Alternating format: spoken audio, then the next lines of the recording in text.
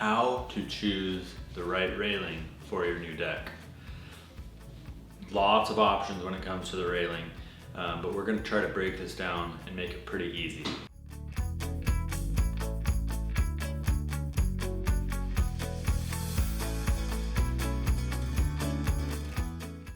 First thing you're going to do is decide on materials. So most common materials are going to be steel, aluminum, or wood. A fourth option would be vinyl. The second thing you're going to choose is style. So with most of those options, you can do cable, glass, picket. And then the third thing to think about is what type of maintenance do you want? How much do you want to manage or deal with said railing? So let's break those down a little bit and let's talk about the material. With the main difference between steel and aluminum, steel is going to be cheaper, but it can rust. So everywhere that a screw goes through the rail, or maybe you have a dog or a child that accidentally scratches the rail, anywhere where that paint comes off, if that bare steel is exposed to weather, it's not a matter of if it will rust, it's a matter of when it'll rust, and usually it's within 12 hours. So that could be kind of the one pain of steel railing. With aluminum railing, you can scratch it just as easy. It's not more durable or anything like that, but it won't rust. It can't rust. So that would be probably the one pro to it, that really it's going to last no matter if you scratch it or not. Another thing with aluminum is it's going to be a little bit more expensive, but you get what you pay for, so it's going to be a product that lasts the long haul. With vinyl as another option, you're going to get a cheaper alternative than steel and aluminum, likely, and it's going to be a railing that, again, lasts forever. I don't know of a vinyl railing that's failed in the last 10 years, at least of our projects, and all you have to do is you wash it back to brand new again. So it's going to be a little bit on the cheaper end. And then a fourth option is going to be wood. The benefits of wood is you can get really creative. With wood railing, you can, if your space is custom or if you have custom lengths or sizes or whatever, you can do whatever you want with wood. The con is it's going to be maintenance. You're going to have to stain it and sand it every 1 to 3 years. The problem with railing is it's usually a lot of little parts, and so it takes longer to stain than just a wide open deck. So those are some things to think about when it comes to choosing your materials. A personal preference of my own, again, just my biased thought is probably going towards aluminum.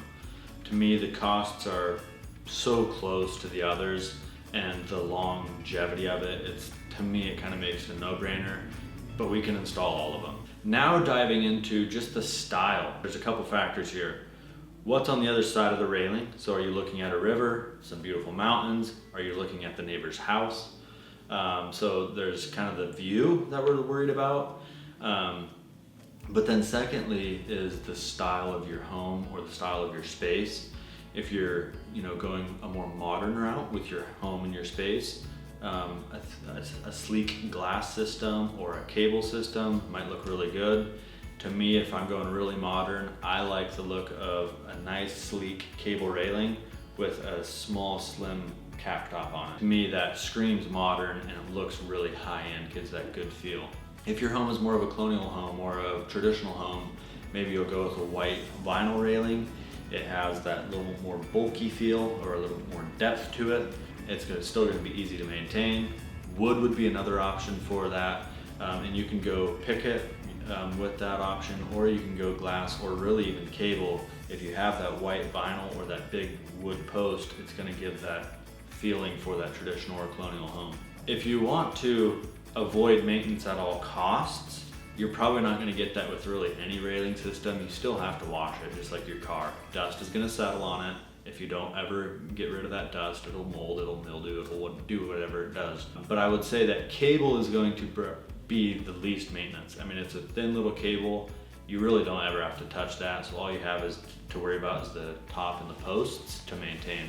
Glass is much like your house. I mean, most houses have windows. And so if you think of the maintenance on the windows, how often do you wash the outside of your windows? Same goes for your glass. That's how often you're going to be washing them. So in some areas, it's actually not that much. In some areas, depending on your wind and all of that, if you have kids and pets and all of that, you might have more maintenance for glass. With a picket railing, that's the most common, I would say, whether it's aluminum, steel, or wood, or even vinyl. Picket railing is the most common. It's typically the most cost effective. It's just a good around all-purpose railing. One thing I will throw in with cable railing is that, or any kind of horizontal railing, is it does create kind of a ladder. And so there is the fear that if you have a toddler or a little one, will they be able to climb the railing? Believe it or not, if you look at the studies, it's actually like not common at all that it's actually very unheard of or very low risk that a kid can climb over. But it is there, and I think it's something that is important to talk about and not forget about that. Okay, I have a lot of kids and they tend to be climbers. If your deck is high off the ground, it's just something that you want to think about. Hopefully this helps as just kind of a guide for what type of railing should you choose for your home. There's a lot of options out there. Feel free to reach out to us at any time or look at our other content if you want to know some more tips or more advice on which railing to actually choose.